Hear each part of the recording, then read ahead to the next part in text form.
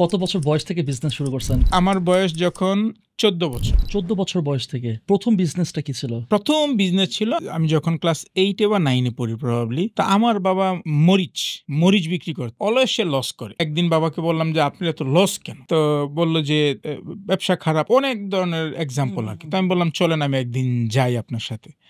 তো আমি একদিন বাবার সাথে বাজারে গেলাম। তো বাজারে গিয়ে বাবা যেই দাড়িপাল্লা দিয়ে ওজন দেয়, কাকতালীয় ভাবে বা যেভাবে হোক 1 কেজির যে বাটকারা এটা হয়ে গেছে 1.25 কেজি। মানে কি হয়, মানুষ তো উল্টা করে 1 কেজিকে কমায় এটাকে 900 গ্রাম করে। বাবারটা হয়ে গেছে 1100 গ্রাম, 1150 গ্রাম। তো বাবা মরিচ বেচতেছে 1 কেজি 1100 গ্রাম, টাকা পাইতেছে কত?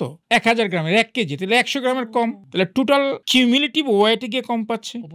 তো পরে ইনভেস্টিগেশন করে জানা গেল যে যারা এটার খরিদ্দার তারা এই সমস্ত কাজগুলা বাটকারার ভিতরে এক্সট্রা লোহা দিয়ে এটা। সো এই জায়গাটায় আমি একটু কাজ করার চেষ্টা করলাম। সো তখন বাবার সাথে হেল্পিং হ্যান্ড।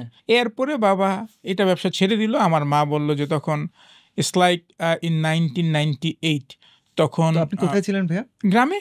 গ্রাম বলতে একদম কুমিল্লা দাউদকান্দি দুর্গাপুর গ্রাম। আমার জন্ম ওখানে? আমার জন্ম ওখানে।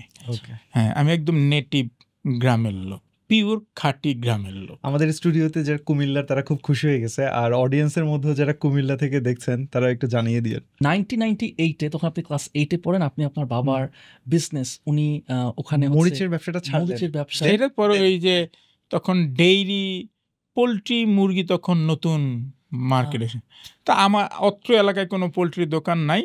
আমার মামা তখন বলল যে আপনি ওটা ছেড়ে এটা করেন। পরে এই গ্রামের মধ্যে এই পোলট্রি ব্যবসা দেওয়া শুরু। আপনার বাবা? আমার বাবা। ওখানে কি আপনি জড়িত ছিলেন? প্রথম বাবা জড়িত, কিন্তু পরে বাবা এটার প্রতি মুরগির ব্যবসা আমি করবো, বাবা দোকানে বসে না, মা আমাকে পাঠায়। মানে আপনি আপনার মায়ের চোখে বা ফ্যামিলিতে আগে থেকে হচ্ছে এই ছেলেটা দায়িত্ব নিতে পারে, কোনো চয়েস ছিল না।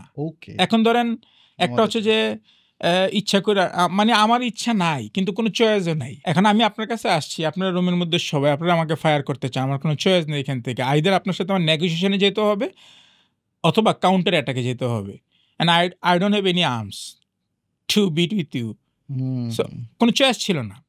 তা আমি অটোমেটিকলি, এবং এই জায়গাটায় আমার মা এই জায়গাটায় অনেক বেশি, মানে আমার মেন্টর, আমার টিচার, আমার গাইডলাইনার যেটাই বলি না কেন, তো মা। তো ওই মা জিনিসটাকে গাইডলাইন দিত। মুরগি নিয়ে আসতাম, হিসাব করতাম, বিকালবেলা বসতাম, আবার স্কুলে যেতাম। সো ওইখান থেকেই ওই এন্টারপ্রেনিউরশিপ বিজনেসটা ভীষণ হচ্ছে, আমার মায়ের ভীষণটা ছিল ক্লিয়ার যে না, আমার ছেলে মেয়েদেরকে একটা জায়গায় যেতে হবে। সো এটা সেই 1998 সালে আমার মায়ের ধারণ করা জিনিস না। আমি বলবো যে আমার মা আরও আগেই স্বপ্ন দেখে রাখছে। আলটিমেটলি আমার এন্টারপ্রেনিউরশিপ পিছনের বড় এন্টারপ্রেনিউর হচ্ছে আমার মা।